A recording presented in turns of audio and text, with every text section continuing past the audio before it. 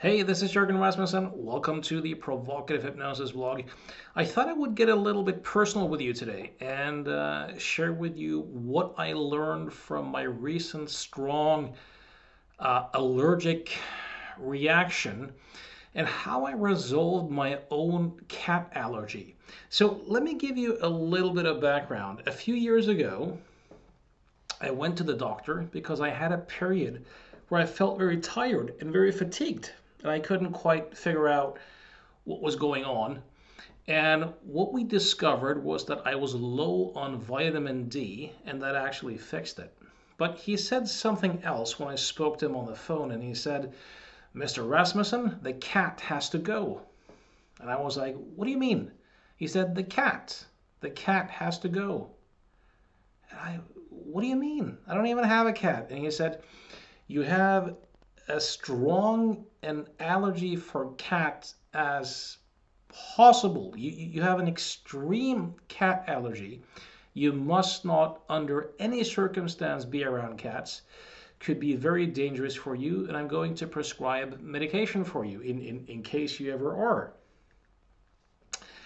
And up until that time, I had never felt any symptoms of allergy around cats.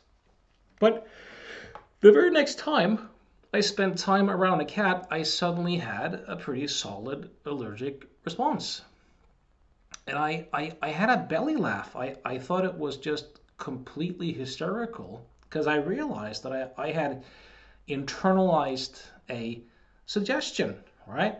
So much for the teaching that a lot of hypnosis instructors say, where they say you'll never accept any suggestion that goes against your values, right? But I had internalized this suggestion. I started belly laughing and the symptoms disappeared, and I never felt anything more. Now, recently, our family dog, Dexter, died. He had cancer of the lung, and he reached a point where he wasn't able to eat food anymore, so we couldn't give him any pain meds, so we had to put him to sleep. And this was rough for all of us in the family. We loved Dexter a lot, and the kids were very distraught. You know, they want a new dog, and in the meantime, a friend of my daughter's was moving to Iceland and needed someone to take over their cat. So my daughter asked if we could have the cat, and we said yes. Although I went to Denmark to do a seminar.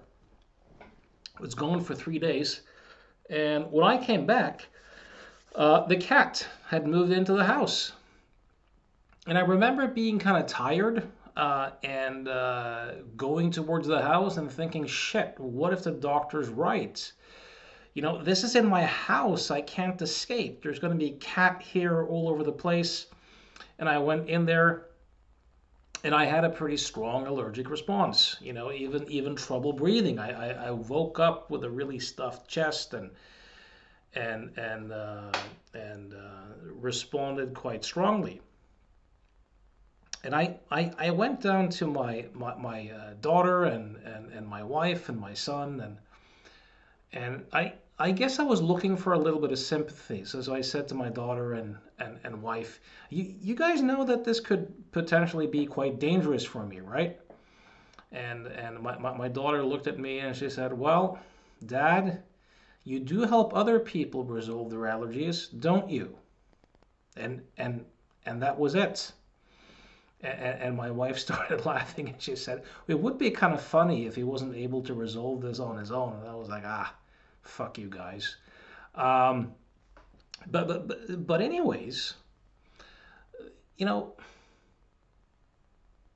there's a difference between knowing something intellectually, conceptually, versus really getting something at a visceral level. So I teach this stuff. I've helped who knows how many people resolve their own allergies over the years. But at that particular moment, I was responding. At that particular moment, I didn't know at a visceral level what I intellectually know. You see, at that point, it looked as if the allergy was doing it to me, right? The presence of the cat is making me respond. And I, of course, wasn't aware of any thinking necessarily going on. I just had all these symptoms. But of course, in the back of my mind, I knew better. So I resolved right then and there that I'm going to explore this experience and help myself discover it in a visceral way. So I kind of made an order or set an intent for my own inner system, which was, let's explore this and let's discover the reality of this in a visceral way. How can I do that? And of course, it is kind of obvious that it's not the cat because my son was fine, my daughter was fine, my wife was fine, so it can't be the cat. It has to be what the cat represents to me. It has to be how my mind-body system kind of makes sense out of or interprets what it means to be around the cat. That's what's generating the response. And I remember, and what I also know is that an allergy is essentially just anxiety. It's just a fear response. It's just the fight or flight system being activated. So I would close my eyes, go into the various sensations, feel them, track them, relax into them, give them full permission to do whatever they wanted to do. I would rest as the awareness that knows the sensations. And I would ask this simple question. If I don't add a story to these sensations, is this sensation in and of itself a threat? And I did that with all of the various sensations that I felt, including the spontaneous images and internal dialogue that appeared. Is this internal dialogue? This could be dangerous. Are those words in of itself a threat? Is the perception of the cat, if I don't add a story to it, is the perception of the cat itself a threat? Now, when I ask these questions, I don't ask them in a philosophical, intellectual way.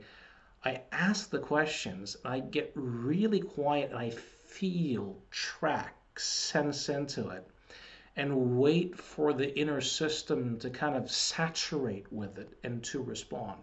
So I did that. And the symptoms weakened quite dramatically. And then as I went to work, I went back into my car to drive home, I suddenly realized that I had some of the symptoms in the car. And the cat wasn't even present. So it was clear that the mind was anticipating, thinking, and I was physiologically responding to that thinking process. Didn't need a cat to do that.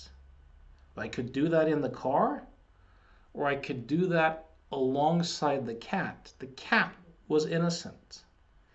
That also helped me to, of course I knew this intellectually, but it helped me to kind of deconstruct it even more. And I would stay at home, sit with the cat, and remind myself that viewing the cat is a perception. If I don't add a story to it, is the perception in of itself a threat? And I would check into my physiology and my body, because it's a way of saying that this perception causes this sensation, which of course is ludicrous. So I kept that up for a couple of days. Sometimes I'm a slow learner. It took me a couple of days. And then the whole thing completely dissolved.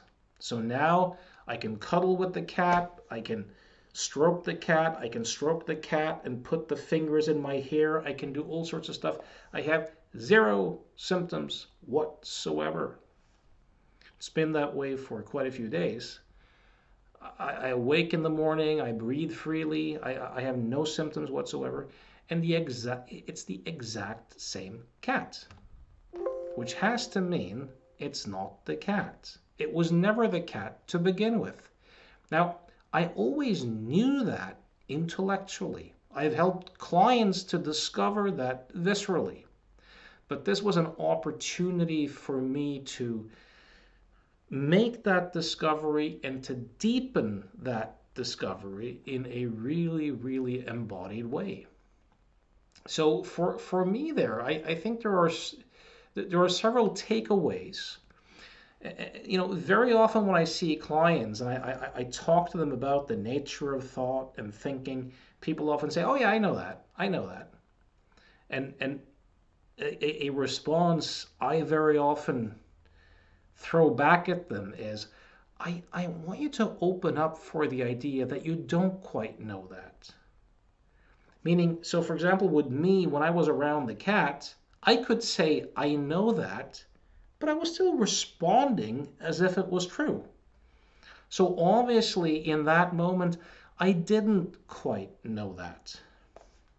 If you're freaking out in a particular scenario, you might say to yourself, I know it's my thinking, but your behavior, your emotional state is kind of the litmus test. So we can always see things more deeply. We can always see things in a more embodied way. And none of us, and that includes me, always sees this in all contexts. I have many moments in life where I don't see this and don't see this at all. And that's the opportunity to help myself to see it more deeply and even more, just like with the cats. So because obviously it's the exact same cat. The only thing that has changed is my internal response around the cat. That's generated inside of me. That's an embodied thought construct inside of me. So even if you aren't aware of any particular thoughts per se, if you're sitting there with allergic symptoms while looking at a cat or being around a cat, it's not the cat doing it to you. It's actually happening from the inside. Something else that's very interesting is that there are, and I don't even know how I would test right now. Could be an interesting thing to do if I went to a physician and I did blood work. Maybe I would still register as allergic, or maybe I wouldn't. But I know that there are a lot of people like me who, according to the blood work, have extreme allergies, but they have no symptoms. So that kind of suggests that it's possible, theoretically, to have an allergic response, but to not really have it. And there are a lot of people where the blood work shows no allergies at all, but they have all the symptoms that someone would have if they had an allergic response. So this also has to mean that whatever the medical test shows, it's not destiny. It reminds me of something else too.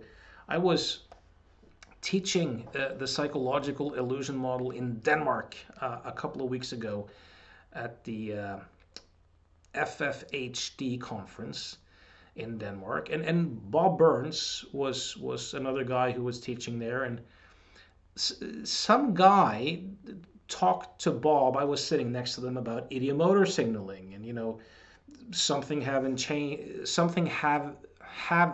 changed as a result of that, and I think so. For example, when someone changes, whether they do Bob Burns Swan or not, or some ideomotor thing, they may change a particular response. I think that what might be going on is that we kind of have several tracks or several gears, meaning in my system, there obviously is the knowledge of responding allergically around a cat. There also obviously is the option of not having any allergic responses around a cat. So it's possible to change tracks, so to speak, to play another song on the Spotify list. So I thought I just would share these reflections with you. School is always in session. That's also the case for me. If you have any questions, comments around this, please leave them where you find the video. If you want to do a session with me, if you want to see if you and I might be compatible in terms of me helping you make some sort of change, or if you're looking for mentoring, if you're a psychotherapist or hypnotherapist or NLP coach, or you're stuck on your meditation path, know that I do offer mentoring. And you can find out about this at provocativehypnosis.com. Till next time, hope this was inspiring. Thanks for listening.